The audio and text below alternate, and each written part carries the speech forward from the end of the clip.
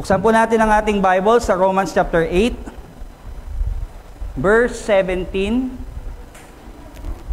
to 18. Romans chapter 8, verse 17 to 18. Kanina po nabasa na natin yung Romans chapter 8, verse 17 to 27.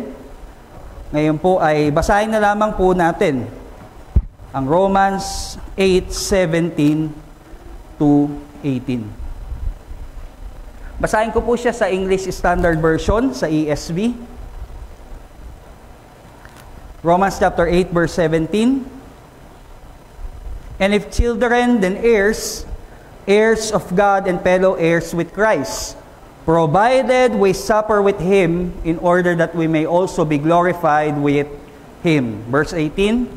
For I consider the sufferings of this present time are not worth comparing with the glory that is to be revealed to us. Tayo po'y sumandaling yumukot, manalangin. Let us pray.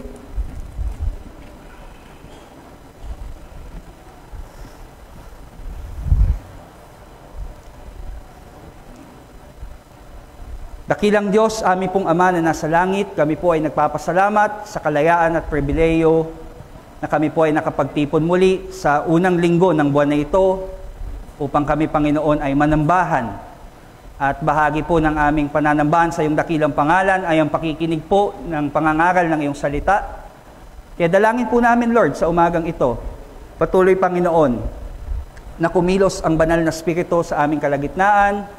Bigyan po ang aming kaisipan ng malinaw na pagkaunawa sa mga salita po at pangangaral na aming mapakikinggan.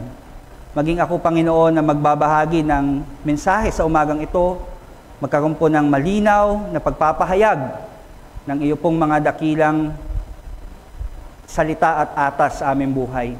Ganyan, Panginoon, ang banal na Espiritu ay hinihingi po namin na bigyan kami ng puso na kung saan, O Diyos, ay meron pong hangarin na makasunod po sa bawat aming mapakikinggan upang patuloy, O Diyos, na aming buhay pananampalataya ay lumago at maging matibay at magbunga po ito, Panginoon, para mabigyan ka po namin ng luwalhati at kapurihan.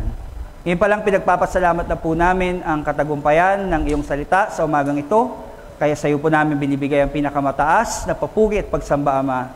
Sa pangalan po ng Panginoong Hesus, lahat ay magsabi ng Amen. Makakaupo na po ang bawat isa.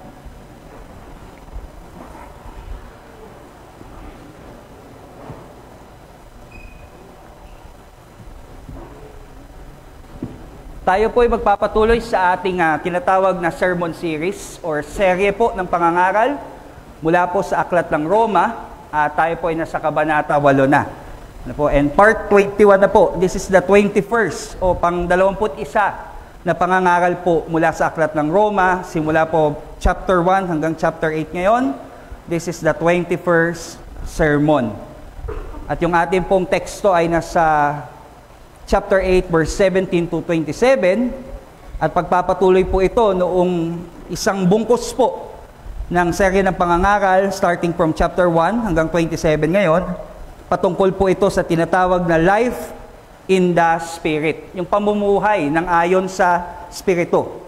At nakita po natin sa verses 1 to 27 na meron pong 4 na mahalagang biblikal na aral o tinatawag po natin pagpapala ng pamumuhay ng ayon sa Espiritu.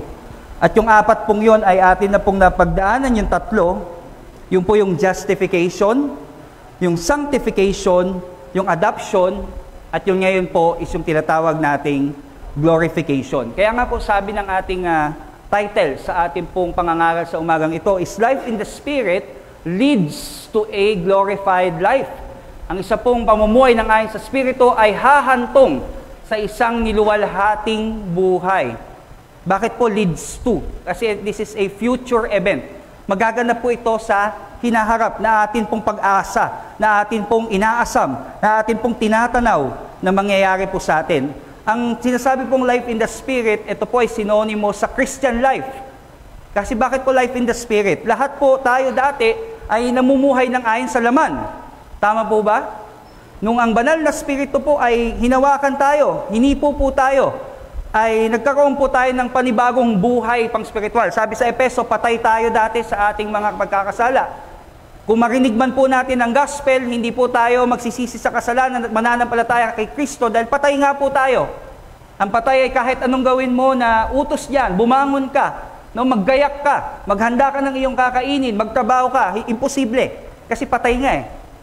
Pero sabi po ng mga Old Testament prophets, dadating ang time that the Holy Spirit will touch, hihipuin niya yung mga pinili ng Diyos na makakapakinig ng Ebanghelyo ni Kristo at sila po'y bubuhay ng Espiritu na kung saan simula po sa puntong iyon, mamumuhay na sila ng ayon sa Espiritu at hindi ayon sa laman.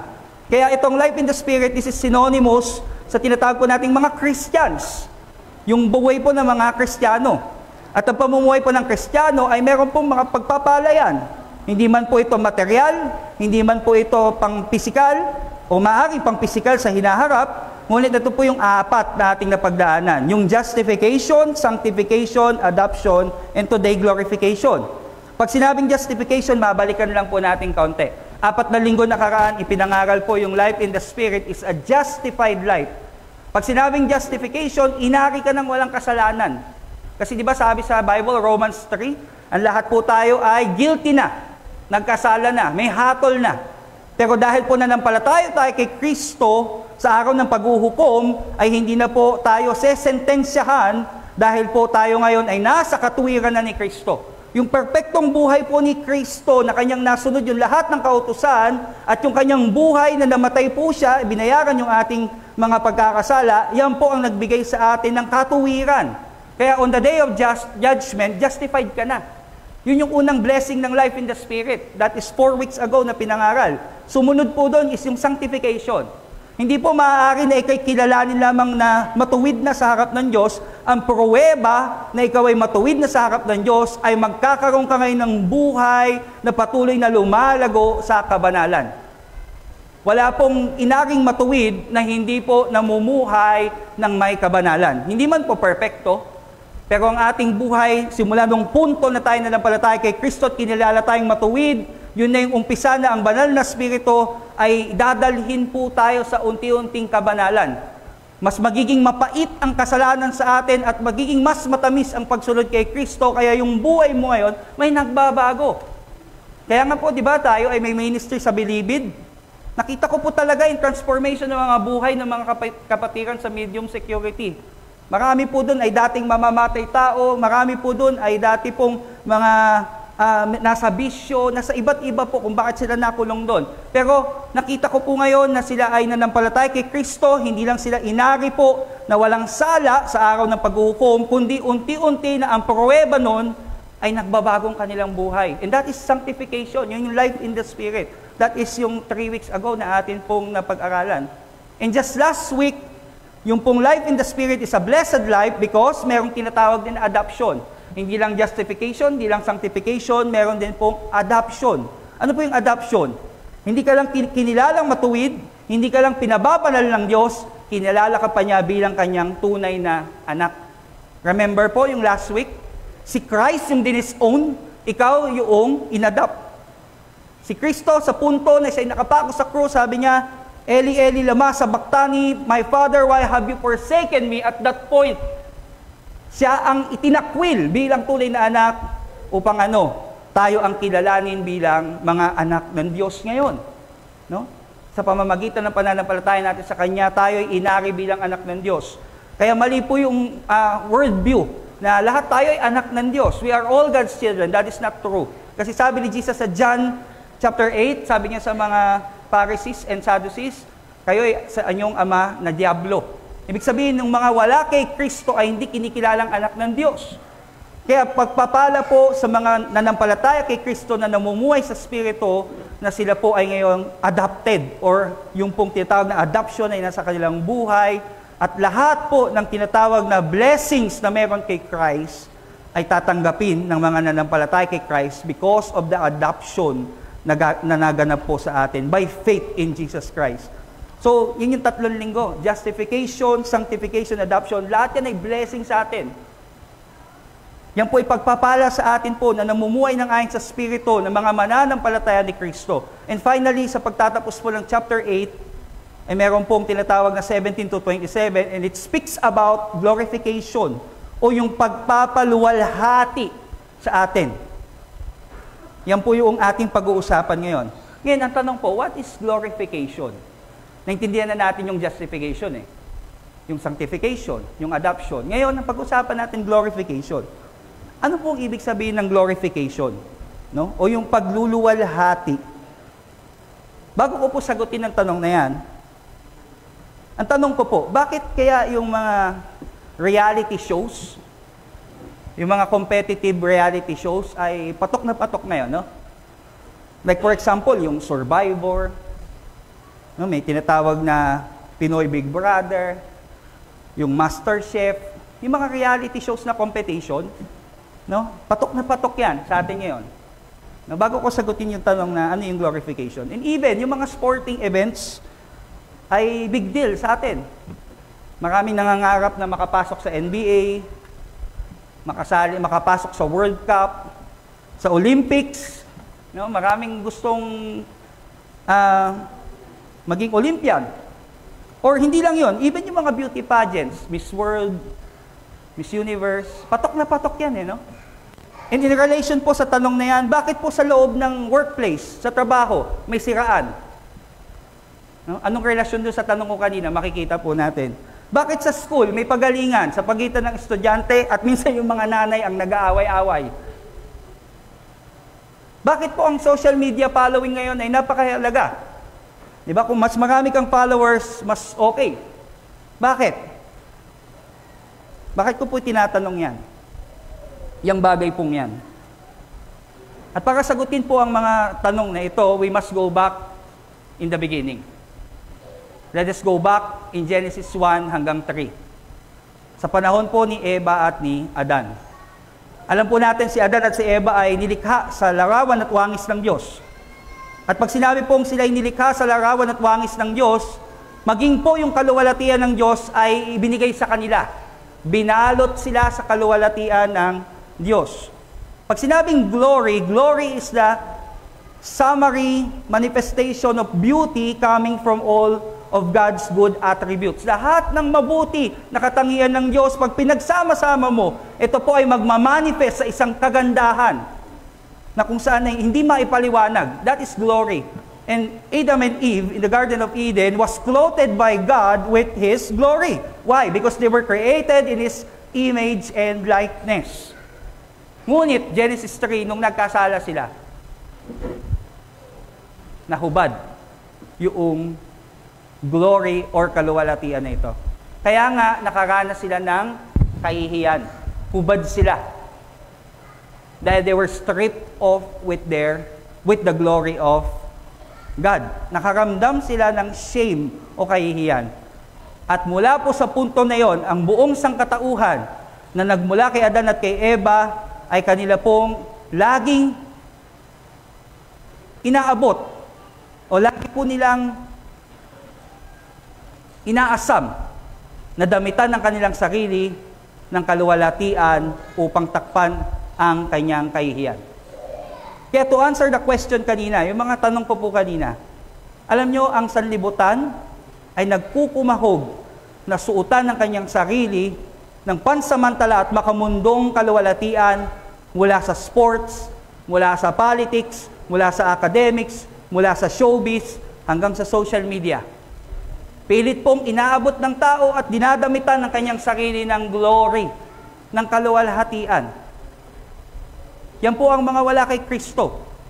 Yung mga nasa fallen spiritual condition, na mga tao sa sanlibutan, they are striving to clothe themselves with temporary earthly glory.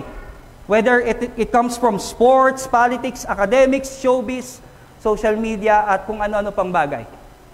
Pilit po nating kinukuha yung glory na yon upang damitan ang ating pong tinatawag na kahihiyan na hindi man lang po tayo aware o yung mga tao po na nasa sanlibutan.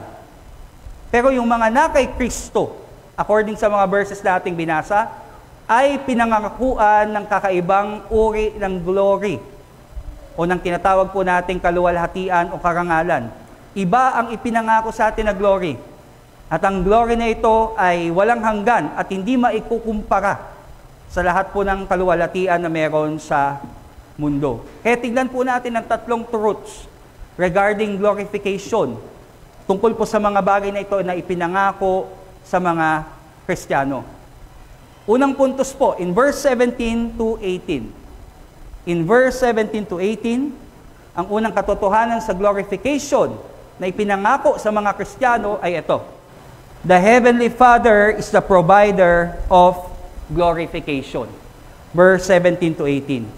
Ang ating Ama sa langit ang magkakaloob ng tinatawag na pagluluwalhati sa mga mananampalataya. Ang pinagmulan po nito ay walang iba, sabi po dyan, God or our Heavenly Father. Kaya connected yung adoption sa glorification. Tapos na ikaw ay ma-adopt, kasunod niyan yung progression, tingnan nyo. Sabi ni Paul, you will be glorified. You are adopted, no? Namumuhay ka na ngayon sa Espiritu because you are adopted as a son of God or a children of God, at kasunod nun is glorification. Connected yon. Dahil yun sa tinatawag na mana. Di ba ang mana ay tatanggapin sa future? Hindi at the moment na na-adapt ka ay matatanggap mo na yung mana mo. Pero ito po, ang ginamit ni Paul na illustration, after you are adopted, your Heavenly Father, Ama mo na siya, na nasa langit, ay pamamanahan ka ng glory. Or you will be glorified. No? Lahat ng mga tinatawag na mananampalataya ni Kristo, na inaring anak ng Diyos, ay makakatanggap ng benepisyo na ito, na tinatawag po natin na walang hanggang kaluwalhatian sa buhay sa hinaharap. Kagaya ng ginamitan po si Adan at si Eva ng kaluwalhatian ng Diyos doon sa Garden of Eden, ang mga mananampalataya ni Kristo ay dadamitan din ng kaluwalhatian kapag si Kristo ay bumalik na sa hinaharap doon po sa bagong langit at sa bagong lupa, kung saan po tayo mapupunta. At ang glory po na ito, nabibigay sa atin ng Heavenly Father, ay hindi po kumukupas at lumilipas na kaluwalhatian, kagaya ng ibinibigay ng sports, politics, academics, showbiz, social media, lahat po yan eh. Yung katanyagan, yung kaluwalhatian, lilipas yan eh. Pero ito pong glory na kung saan ay ibibigay sa atin ng Heavenly Father is a true and eternal glory. Yan po yung unang katotohanan. No? Sa mga Kristiyano, ang mga Kristiyano po ay luluwalhatiin ng Diyos sa araw ng pagbabalik ni Kristo, at ang magkakaloob niyan ay ang ating Ama na nasa langit. Yan po ay mana na atin pong tatanggapin. At kung ang ating Ama sa langit ang provider ng glory pong ito, yung second point po natin, Jesus Christ is the extent or measure of glorification. Siya po yung sukat, yung lawak ng ating pagluluwalhati. Pag sinabi pong extent, ito yung lawak. Anong klase ba na glory ito na ating tatanggapin? Ang inheritance po natin ng glory na ito ay ang lawak ng tatanggapin din ni Kristo. According kay Paul sa verse 17, no? Sabi doon, heirs with Christ. Mga tagapagmana kasama ni Kristo. Ibig sabihin, ano ang tatanggapin ni Kristo ay atin din pong tatanggapin. Imagine that. Sabi sa Hebrews 1:2, Christ is the heir of all things. Napaka-plain. Sabi sa Hebrews 1:2, si Kristo ang tagapagmana ng lahat ng bagay. Ngayon, kung si Kristo ang tagapagmana ng lahat ng bagay at tayo po ay co-heirs with Christ because we are adopted by our Heavenly Father, then mamanahin din po natin ang lahat ng bagay.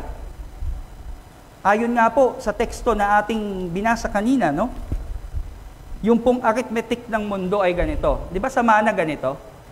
Nyari, magulang mo, may ipapamana sa inyo. Yung sa panganay, ito yung portion mo. Tama? Sa pangalawa, ito yung portion mo. Sa pangatlo, ito yung portion mo. Silang lahat ay may bahagi sa mana. Tama? Pero hindi nila makukuha yung buong mana. May mga bahagi lang sila. Yan ang aritmetiya ng mundo. Pero ang aritmetiya po ng langit, yung buong mana na meron si Kristo ay sa'yo at sa akin. Can you imagine that? Hindi po portion ang ibibigay sa atin. Buong buo. Kung ano ang meron kay Kristo, ay tatanggapin po natin. Lahat po ng tinanggap ni Kristo by divine right, tatanggapin natin by divine grace. Lahat po ng tatanggapin ni Kristo dahil sa Kanya po itong pinagsumikapan, yung Kanyang saving work, ay ating pong tatanggapin ng biyaya lamang. Imagine that. Pero hindi naman po ibig sabihin nito magiging kapantay natin si Kristo. Hindi po tayo magiging Diyos, kagaya ng mga turo ng mga ilang kulto dyan. Kundi, ang pinag-uusapan po natin ay yung ano yung natanggap ni Kristo ay atin pong tatanggapin. Ngayon, kung nagtatanong po kayo, ano po ba itong manang ito? Ano itong glory na ito na sinasabi? Ano itong inheritance na ito? To be honest, hindi ko po alam kung ano ito. Kasi maging si Apostol Pablo mismo, nakarating siya sa presensya ng Diyos, nakita niya yung kaluwalhatian ng Diyos, ngunit siya mismo ay hindi niya maipaliwanag yung kaluwalhatian na yon. So kung tatanungin niyo po ko, ano itong glorious inheritance na ito, ano yung buong mana na natatanggap ni Kristo na tatanggapin din natin, to be honest, I do not know. Pero sabi ni Apostle Paul, sabi ni Apostle Pablo, it is beyond human understanding or description. Isang bagay po na hindi magkasya sa ating pong limitadong pangunawa at pagpapaliwanag bilang tao. Pero alam ko anong sigurado, but for sure, ito po ay isang perpektong buhay na kung saan ay ating pong gugugulin sa isang niluwalhating katawan. Sabi sa Bible, meron pong tinatawag na glorified body na kung saan ay wala na pong sakit. Alam niyo po, habang ginagawa ko ang preaching pong ito, ang sermon pong ito, ako po ay naratay ng 3 araw sa trangkasong matindi ang kapit na talagang napakasakit sa katawan, sakit sa ulo, at sakit po sa buong katawan. 2 days po ako hindi nakapasok sa work. And while I was praying for and binubuo ang preaching pong ito, bigla ko lang na-imagine yung pong tinatawag na glorious future na meron tayo kay Christ. Kung tatanungin niyo ko ano yung glory na yon, ito lang po ang alam ko. Tayo po ay nasa isang perpektong buhay doon, na kung saan ay nasa perpekto din pong katawan, na wala na pong sakit. Lahat tayo nakaranas ng sakit. Na wala na pong kapintasan. Lahat tayo may insecurities. Na wala pong kahinaan. Lahat po tayo ay mayroong tinatawag na limitasyon. At wala na pong kamatayan. At higit sa lahat, wala nang kasalanan. Ang pinakamasakit kasi sa buhay ng Kristiyano ay yung kasalanan pa din na patuloy natin nagagawa. Kaya ito pong tinatawag natin na glory na ito, itong inheritance na ito, it will be a perfect state of life in a glorified body. Na wala na po yung mga bagay na yan. And there is so much more pa. Imagine nyo po, itong mga tatanggalin na lang sa atin ay langit na ito. Paano pa yung mga bagay na hindi maipaliwanag ng ating isip, na hindi maarok po ng ating mga pangunawa na nakahanda para sa atin. Ito po yung pangako sa atin. Ano man pong klaseng dream life na meron ka ngayon sa mundong ito, hindi yan maikukumpara sa ano ang inihanda sa iyo ng Panginoon. Tama? May kanya-kanya tayong dream life. Gusto ko sana ganitong bahay. Gusto ko sana ganitong trabaho. Gusto ko sana ganito, gusto ko ganyan, ganyan, ganyan, ganyan, ganyan. Yung dream life na meron ka, yung tingin mo na perfect state of life na yung pinapangarap dito sa mundo, ay walang-wala yan sa kalingkingan. Nung sinasabi po dito sa atin na pangako na glorification on the day when we meet Christ. So yan po yung ating tatanggapin, no? Ano yung meron si Kristo ay tatanggapin po natin iyan. Ngayon, meron pong pruweba. At itong bagay pong to, isang bagay na guni-guni, hindi siya isang bagay po na atin lamang maaaring tanggapin natin, hindi po. Isa siyang bagay na siguradong ating tatanggapin. At kung siguradong bagay pong yan, ay meron pong tinatawag na proof na nakamtan mo na yan sa ngayon. Meron pong tinatawag na ebidensya na tangan-tangan mo na ngayon yan. Malalaman mo kung nasa sayo na yan. Kahit sa future mo pa siya tatanggapin, malalaman mo ngayon kung yung glory na ito ay nasa sayo na.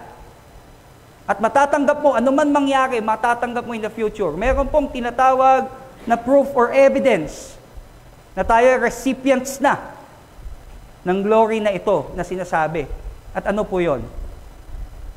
Yung pong proof that we are already recipients of this glorious inheritance in Christ in the future Ang pruweba po niyan is that we are partaking in the suffering of Christ in our present life now. Kailan mo ito tatanggapin? Sa future. And the proof na natanggap mo na yan sa future is you are suffering with Christ right now. Nagdurusa ka ngayon para kay Kristo. Ayan ang pruweba na talagang natanggap mo na yung kaluwalhatian na ito sa hinaharap. In verse 17 to verse 18 pa din, yung suffering na yon ay dahil sa ating pagsunod kay Kristo. No? Hindi lang basta suffering Kasi may mga suffering, nagsasuffer tayo because of our own sin May ginawa tayo, kaya tayo nagsasuffer ngayon. Pero yung suffering na sinasabi dito is we suffer with Christ. Suffering in the path of obedience with Christ. Nagdudusa tayo dahil sumusunod tayo kay Kristo sa panahon pong ito. Yan ang pruweba na ikaw ay tagapagmana o tinanggap mo na yung mana sa hinaharap. Dumating po si Kristo sa mundong ito upang magdusa para sa kaligtasan ng maraming makasalanan at dahil doon, niluwalhati siya. Tama po? Di ba yung humiliation niya, grabe. Diyos siya pero na-humiliate siya. Doon sa cross, yung pinaka-peak ng humiliation niya. He suffered. Pero alam nyo, di ba? On the third day, He rose again and He was glorified. Di kayo magtataka yung mga disciples? 3 years sila kasama si Jesus, pero yung nag-resurrect siya, nagpakita siya sa kanila, pero sa puntong halos hindi nila siya makilala. Parang si Jesus to, pero parang, kasi nag-glorified na siya Naluwalhati na siya Si Kristo po, He suffered for the salvation of the sinners, and for that, He was glorified. Ngayon, yung mga Kristiyano na nagdurusa sa mundo ngayon, dahil sa pagsunod kay Kristo, ay luluwalhatiin niya din sa araw ng kanyang pagbabalik. Hindi po pinangako ng Panginoong Jesus na once na ikay nanampalataya sa Kanya, tatanggalin niya na yung mga problema sa ating buhay. Andiyan pa din po ang pagdurusa. Dahil ang pagdurusa ay ang marka na tayo po ay mga tagapagmana. Ang mga Kristiyano po ay pwedeng mag-suffer ngayon. Kung ikaw ay iyong isinuko sa Diyos, lahat ng iyong plano, lahat ng iyong mga pangarap, upang ikaw ay sumunod sa Kanya at maglingkod at mamuhay ng simpleng buhay, hindi nasunod yung pangarap mong buhay, dahil ikaw ay tinawag ng Panginoon na maglingkod at nagdurusa ka dahil dito, maghalak ka. Kasi yan ay marka na ikay tagapagmana. Maaari po tayong magdusa pa din sa tinatawag nating karamdaman at magpatuloy pa din na nananampalataya sa Panginoong Kristo at gamitin po tayo bilang patotoo sa biyaya ng Diyos na ito. Kilala niyo po, di ba siya, no? Si Erickson Tada. Johnny Erickson Tada. Si Johnny Erickson Tada is an Olympian ba siya? Yung nagda-dive siya, tubig, no? And nag-suffer siya ng injury and she is a believer ni Christ. Nag-suffer siya ng injury, something sa kanyang spinal cord ang na-damage. So ngayon, nasa constant pain siya. No? Hindi na siya gumaling. Talagang yung likod niya gano'n. Pero nanatili siyang mananampalataya at sa kanyang pagiging mananampalataya ay pinapatotoo niya pa din ang kabutihan ng Diyos sa kanyang buhay at binabahagi niyang ebanghelyo. Madalas po siyang iniimbita para magsalita sa mga iba't ibang Christian churches to evangelize, to encourage. At nagiging encouragement siya sa maraming Kristiyano sa kabila ng kanyang kalalagayan. And she is suffering for the sake of Christ. Pwede niya nang sisihin ng Diyos. Pwede na siyang di magpatuloy sa pananampalataya. Pero nagpapatuloy siya sa pananampalataya and she's still proclaiming the gospel of Christ sa kabila ng kanyang suffering. And that is a mark na siya ay tagapagmana nung glory. On the day na makaharap niya si Kristo, tutuwid yung spine niya. And so much more. Maaari po tayong mag-suffer dahil sa nag-share po tayo ng gospel. No? May mga Christians nga sa ibang bansa hanggang sa punto ng kamatayan, sinishare nila yung gospel. Pero yan ay marka na sila po ay nagdurusa kasama ni Kristo sa buhay na ito at yan po ang proof. Sabi ni Paul dun sa 17 and 18, provided that we suffer with Christ. Yan po yung willingness to suffer for the sake of Christ here on earth is evidence that we have the capacity to enjoy God's glorious presence in the future.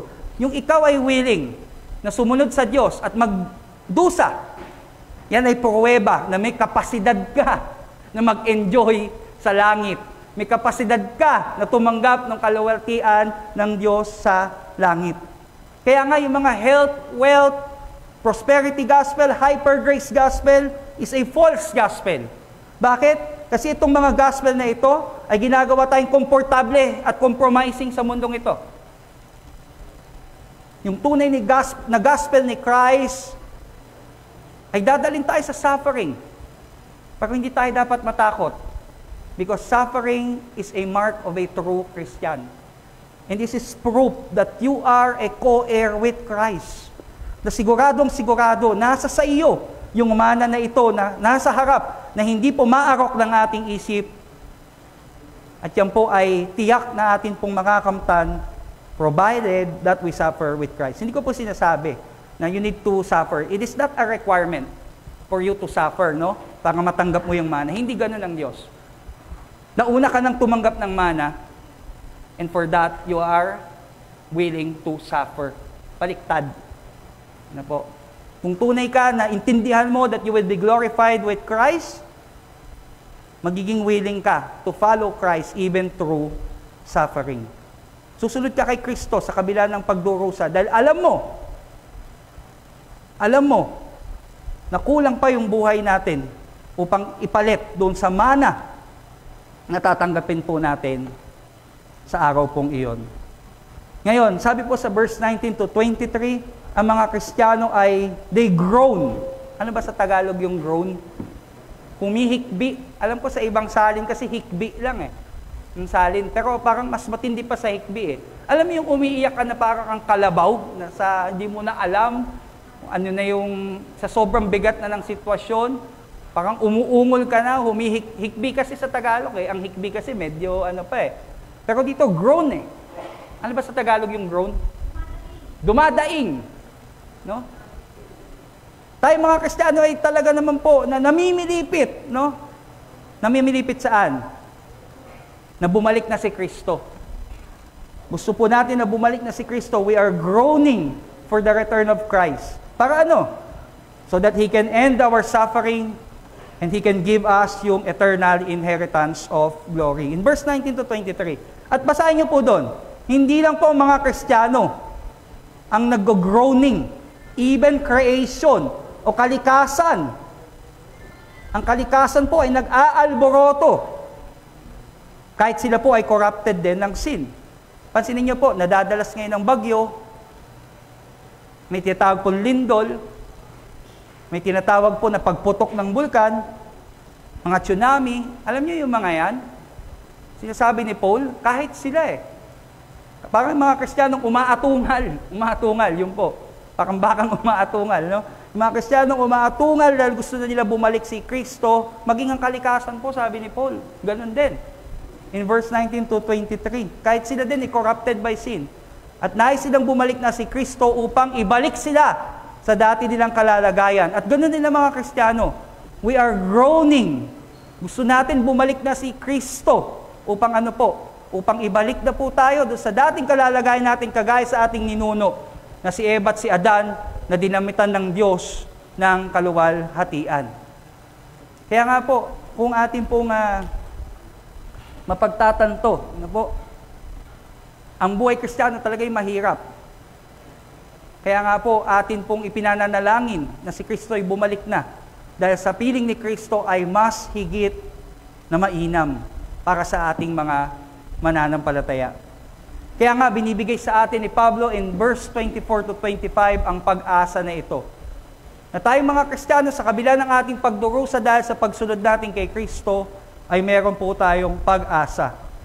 At ang pag-asa pong ito ay sa mga oras po na tayo dumadaan sa mga pagdurusa, ay parang di natin makita yung magandang plano ng Diyos sa atin. Ngunit pinapaalala sa atin ni Pablo na may pag-asa po na tayong hinaharap. Kaya nga po, ang panawagan ay patuloy po tayo maging matyaga na magdusa kasama ni Kristo. Dahil sa oras po ng kanyang pagbabalik ay aanihin natin yung walang hanggang mana ng kaluwalhatian mula sa ating Ama na nasa langit. Si Kristo po yung extent or measure ng ating glorification. Ang Heavenly Father yung provider or source ng ating glorification. At sa huling puntos po, the Holy Spirit is the guarantor of glorification. Verse 26 to 27. Verse 26 to 27. Hayaan niyo pong basahin ko. Likewise, the Spirit helps us in our weakness. For we do not know what to pray for as we ought, but the Spirit Himself intercedes for us with groanings too deep for words. 27.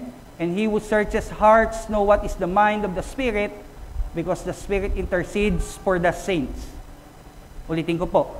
The Spirit intercedes for the saints according to the will of God. Heavenly Father, yung source ng glorification. Si Christ, yung extent or measure ng glorification. Ang Holy Spirit, ang guarantor ng glorification. Bakit po? Dahil sinasabi po diyan na siya ay nananalangin para sa atin at ang kanyang pinapanalangin ay ayon sa kalooban ng Diyos. Ano po bang pinag-uusapan natin ngayon? Glorification. Ang kalooban ng Diyos ay hanggang sa wakas ng iyong buhay pananampalataya ay magpatuloy ka upang makamtan mo yung glorification na pangako sa iyo.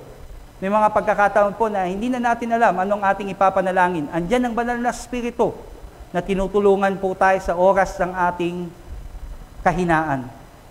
At hindi lamang po tinutulungan tayo sa ating oras ng kahinaan, ipinapanalangin niya tayo na maganap yung kalooban ng Diyos, na tayo po ay magwakas sa ating pananampalataya at matanggap po natin yung glorification na yon. Guarantee. Ito po isang bagay na hindi tsansa lamang, kundi isang bagay po na katotohanan na siguradong mangyayari dahil ang banal na Espiritu ang nagselyo nito.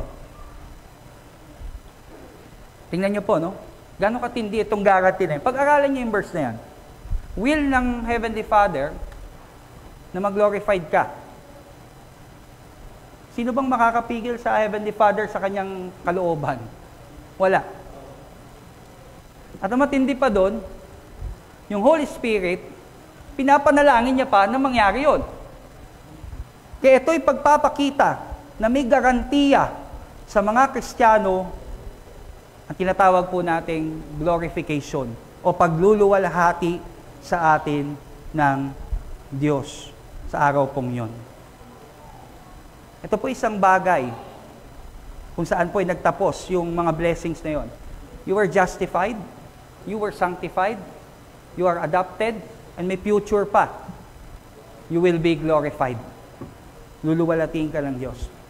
Mga kapatid, bilang Kristiyano, kung kay tunay na Kristiyano, hindi mo nananaisin na manatili po sa mundong ito na punong-puno ng kasalanan, na punong-puno po ng mga tinatawag po natin na sumpa ng kasalanan. At ikaw maging mismo, no? Nanaisin mo nang mapapunta kay Kristo, bumalik si Kristo. Bakit? Kasi ang hirap. Araw-araw po, no? Araw-araw tayo nag-struggle sa kasalanan. Araw-araw po natin kinakarap yung ating kahinaan. Lahat po ng mga bagay na kung saan ay nagbibigay po ng tinatawag na kalumbayan sa atin. Kaya itong question ngayon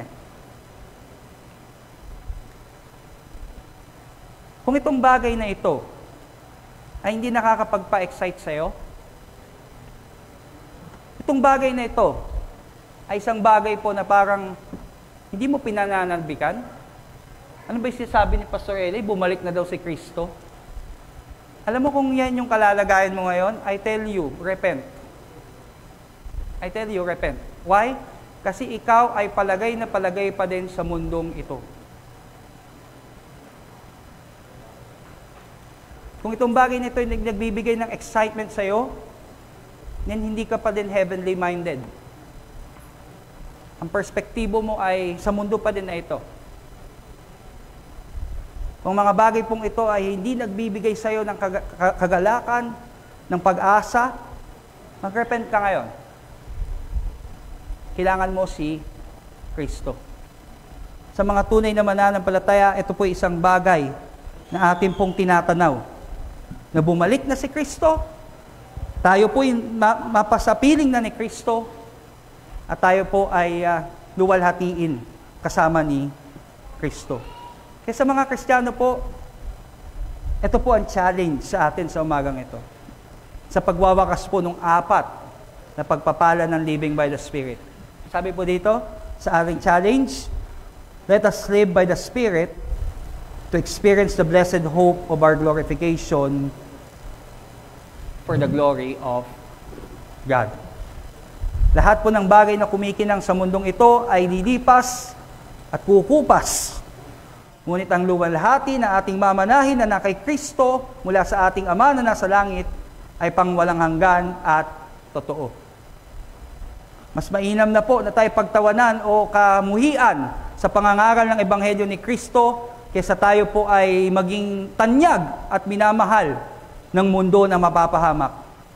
Mas mainam po na tayo po ay nasa kahinaan o nasa karamdaman kasama si Kristo kaysa po tayo nasa kalusugan at kagandahan kasama po ng mapapahamak na mundo.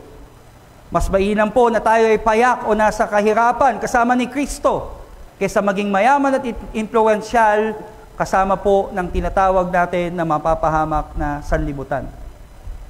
I encourage you to continually live by the Spirit. Mamuhay po tayo ng ayon sa Espiritu upang tayo po ay makapagpatuloy sa ating pamumuhay nang meron pong pagdurusa kasama si Kristo at matanggap po natin ang mana mula sa ating Ama na nasa langit, yung walang hanggang luwalhati na naghihintay po para sa atin.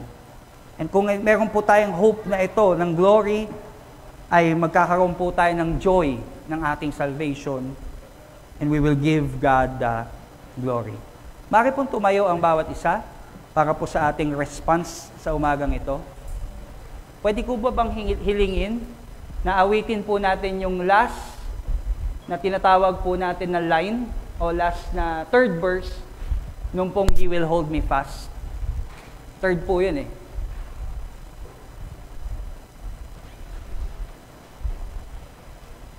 Ito po. And then, chorus na lang 2 beses. And then, let us sing to God be the glory. Awitin po natin tong response hymn pong ito. Yung pong He will hold me fast. And then, to God be the glory. And then, maghanda na po ang ating ushers and usherette para po sa ating communion. Sige po, let us sing.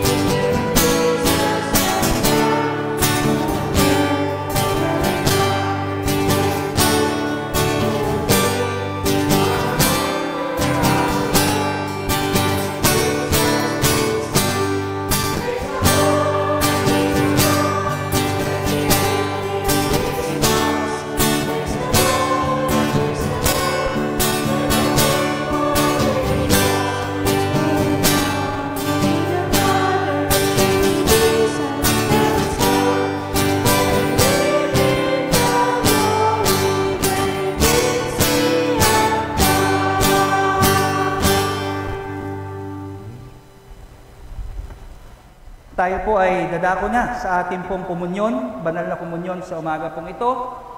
At papaalala lamang po, ang komunyon na ito ay sa mga miyembro po ng ating lokal na iglesia. Dahil po tayo ay may close communion, pinag-iingat po natin ang mga tumatanggap ng komunyon at maging kami po na nangangasiwa ng komunyon ay pinag-iingatan po natin ito. Kung nais niyo po na maging kabahagi ng banal na komunyon na ito, ay maaari niyo po kong kausapin pagkatapos po ng ating service na po, at kayo ay makasama sa aming pong pagkukomunyon na ito tuwing unang linggo ng buwan. Tayo po ay dadako sa banal na komunyon. Pinakamamahal na kapatid sa banal na komunyon ng Panginoon, ito ay ating alalahanin na Kanyang inibig tayo at ibinigay ang Kanyang sarili dahil sa atin. Ating alalahanin na ang buong iglesia na binili niya ng dugo at sa Kanyang pangalan ay inanyayahan ang mga pinanganak na muli na lumakad ng karapat-dapat sa harap ng Panginoon upang makisama sa komunyong ito ng katawan at dugo ni Kristo. At gayon din naman, kinuha ni Jesus ang tinapay at sinabi, ito ang tinapay na bumaba mula sa langit, hindi gaya ng tinapay ng iyong magulang na nagsikain at namatay. Ang kumakain ng tinapay na ito ay mabubuhay magpakailan paman.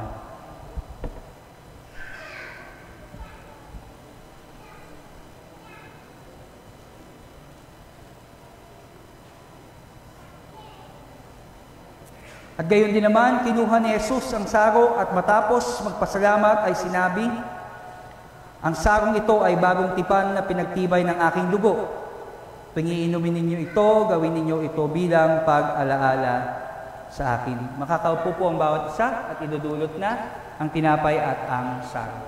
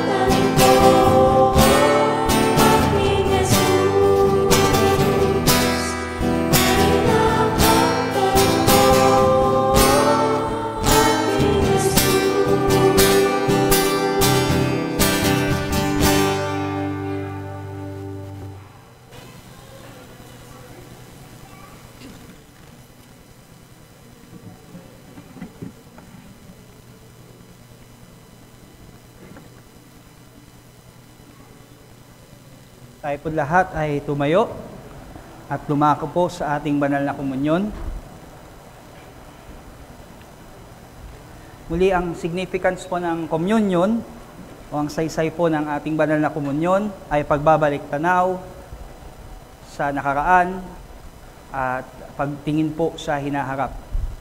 Sa ating pong pagkukomunyon, ito ay hindi nagbabawas ng ating kasalanan, kundi ito po ay nagpapaalala sa atin na ang katawan at dugo ni Kristo ang siya pong naging kabayaran ng ating pagkakasala at nagbigay po sa atin ng katuwiran. Na tuwing tayo po ay nagpapartake dito ay sinasabi po na tayo ay kabahagi na sa kanyang pamilya, sa kanyang hapag. Nakikisalo po tayo. So tinatanaw po natin yung nakaraan na tayo ay naligtas at nagkaroon ng buhay na walang hanggan dahil po sa katawan at sa dugo ni Kristo. At ito naman din po ay pagtingin sa hinaharap na si Kristo mismo na sinisimbolo po ng tinapay at ng sako pong ito ay babalik po para sa atin upang wakasan po ang ating mga tinatawag na pagdurusa at tayo po ay ibigay sa atin yung kabuuan ng ating kaligtasan. Dako po tayo sa banal na komunyon. Sinabi ni Jesus, ang tinapay na bumaba mula sa langit ay hindi gaya ng tinapay ng inyong magulang na nagsikain at nangamatay. Ang kumakain ng tinapay na ito ay mabubuhay magpakailan paman. Kainin po natin ang tinapay.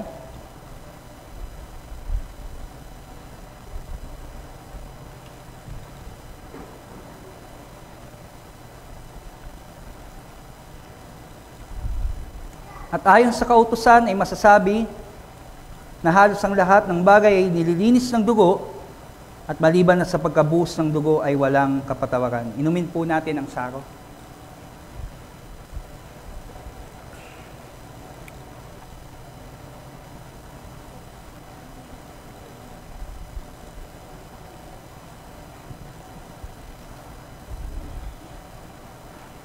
Ngunit kung tayo ay magsisilakad sa liwanag na gaya niyang nasa liwanag, ay may pakikisama tayo sa isa't isa at nililinis tayo ng dugo ni Jesus na anak ng Diyos sa lahat ng ating kasalanan. Sapagkat tuwing kakain kayo ng tinapay na ito at iinom sa sarong ito, ay ipinahahayag ninyo ang kamatayan ng Panginoon hanggang sa muling pagparito niya. Tayo po ay manalangin.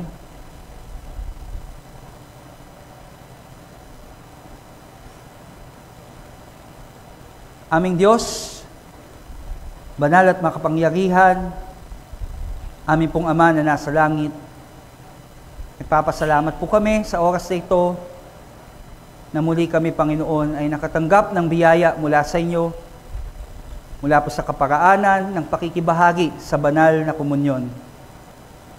Salamat, Panginoon, dahil kami po na itinuring ninyong kaaway dahil sa pagkakasalang aming nagawa laban sa inyo, ay inarin niyo po bilang inyong mga anak at inimbitahan sa inyong hapag upang makisalo at kilalanin, Panginoon, na kami ay matuwid at karapat-dapat sa buhay na walang hanggan. Salamat, Panginoon, sa biyaya na patuloy na tinatanggap namin sa aming buhay. Salamat sa mga kaparaanan ng biyayang ito, ang pangangaral po ng salita ng Diyos na ipinaalala niyo po sa amin, na kami, O Diyos, ay may tinatanaw na pag-asa sa hinaharap, na kami ay makakasama ng aming Panginoong Kristo at luluwalhatiin din sa buhay na walang hanggan. Magsilbi po ito na tinatawag na kalakasan sa isang linggong darating sa aming buhay pananampalataya, sa aming pong paglakad, sa aming kanya-kanyang mga buhay, ay mabaon po namin ito, maging ang komunyon na ito, ay magsilbi pong kalakasan upang makapagpatuloy po kami sa aming pakikipagbaka sa aming buhay pananampalataya, sa aming paglilingkod sa inyong ubasan, upang patuloy, O Diyos, na maluwalhati ka sa aming buhay at maranasan po namin ang kagalakan ng iyong pagliligtas. Salamat, Panginoon, sa umaga pong ito at patuloy po namin binabalik sa iyo ang pinakamataas na aming papuri, pagluwalhati, pagsamba at pagdakila aming Ama. Sa iyo po ang lahat ng ito. Sa pangalan po ng Panginoong Hesus, lahat ay magsabi ng Amen. Kakaupo na po ang bawat isa.